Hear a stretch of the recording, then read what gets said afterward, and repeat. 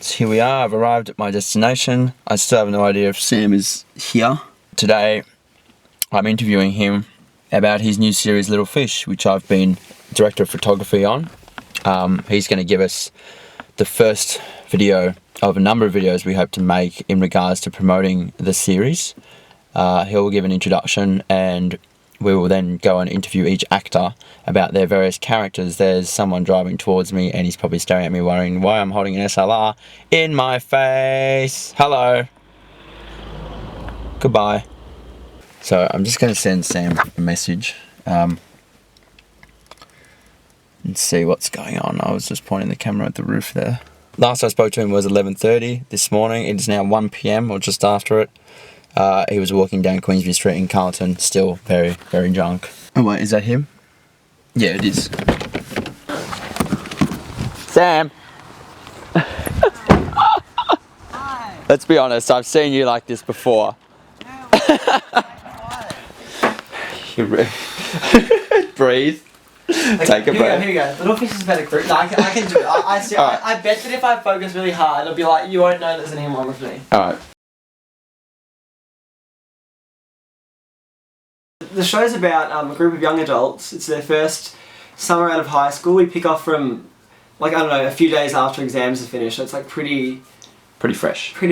Yeah. And yeah, then there's a major death at the party. It was sort of like a core member of this friendship circle the show's based around. Trying to get their lives together, but also dealing with the loss of their friend who probably would have been sort of like their guiding light or whatever you want to call it. Yeah. But yeah, so his death's sort of the catalyst for the show, and the first season is sort of about the grief, like, you know, how each character deals with their grief.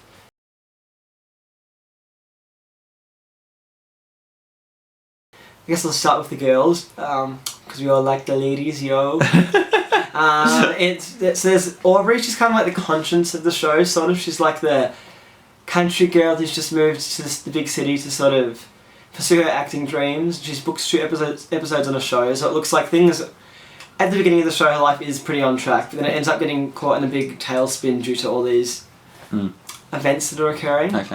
So you got Ruma. She's kind of like the female. She's got the most dominant personality, but she's sort of like, yeah, she's not a bad person, but she always finds herself in situations where she potentially has to do morally questionable things.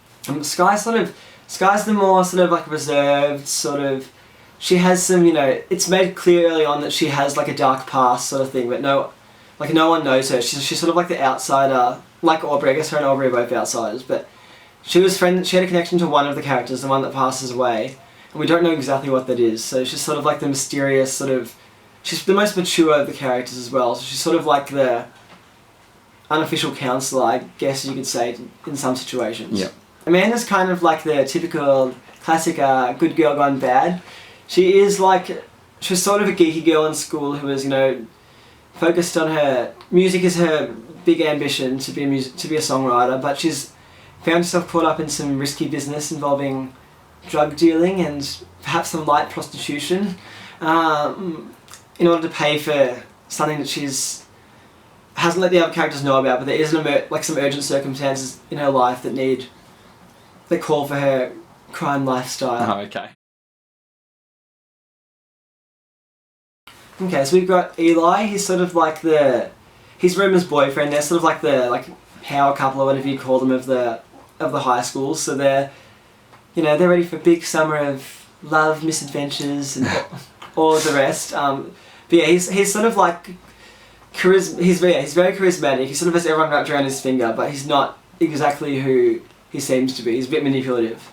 Rick's sort of like he's just gotten out of jail because he ran someone over when he was on drugs. So no drugs. It shouldn't be a laughing matter, but anyway. No, he's a little soap operatic, this storyline. And so he's just gotten out of jail and he's ready to start a new life. He had a relationship with Ruma before the series started, and he sort of wants to get that back on track, but Eli's in the way. So but he's definitely determined to turn his life around. He's essentially like a daddy's boy gone bad. He's the most privileged of the characters, but I guess that hasn't stopped him from ending up in a lot of trouble. So it's all about redemption for him. George is sort of like, you know, the lovable geek, the guy that never he's always the last one to get the joke, and he doesn't always say the right things, but he always has good intentions. So he's kind of like the... He's an endearing character. Yeah, he's very endearing. He's probably my favourite male character to write for, because he gets to say a lot of like potentially inappropriate things. They're done in like some, I don't know, the actor Matthew pulls it off very well, sort of like makes it somehow very charming and likeable. Scott is sort of like the, you know, happy-go-lucky guy. He's the kind of person you'd go to, I don't know, if you've had a bad day, he'll lift you up. So he's sort of like the, I don't know what to refer... I don't know, in the script I refer to him as a beacon of positive energy. A bit cheesy, but you know, he's like that kind of like, the friend that's always got your back. And maybe he doesn't put himself first, which sort of... So he does have a couple of repressed issues under the surface.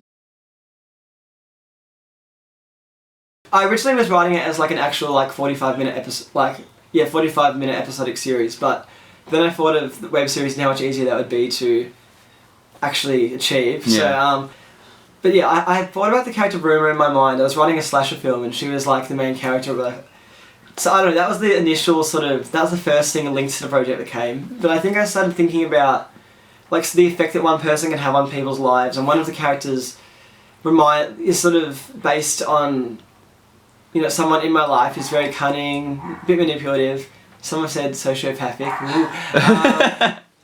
I don't think that. But, so I just decided to base a series around the idea of like the power that one person can have over like, you know, a large group of people, I suppose. It's going to begin airing via sin.org.au, which is a really good organisation for, you know, they give a lot of opportunities to young people under 26, so if you're under 26, get on it. Sin it up, yo. Yeah, so we'll be airing on their website as like one, because they're starting a new sort of web series branch. But then there's the potential for it to be expanded onto hopefully television. It's still in early stages, but I'd love to shop it also just to networks after we're done with the initial web season. Hope you enjoyed that interview with Sam the man here. Like the Facebook page, I'll post a link in the thing below. Yeah, it's below, which it used to be over there. Yeah, can you see it? I don't see any link page. The old YouTuber used to be over there. The Facebook page has got more likes than my freaking Facebook page, which has been up for ages, so it shows that he's doing something right and I'm not. But I think it's what I'm forcing down people's throats. Whatever works. Anyway, we'll keep you posted on the series. I'm hoping to have a number of videos up based around each of the characters that Sam spoke about, which would be really cool. We'll get the actor's interpretation of it, if they're all on board. Otherwise, I may have to flog Sam again to talk about that character. But we'll see. Hopefully we'll be airing in August or something, or maybe even sooner than that. Thanks for watching. See ya. See ya. Up away. Scene 9A, take 1. Scene 10A, take 1. Beautiful. Silence, please. Silence. Action.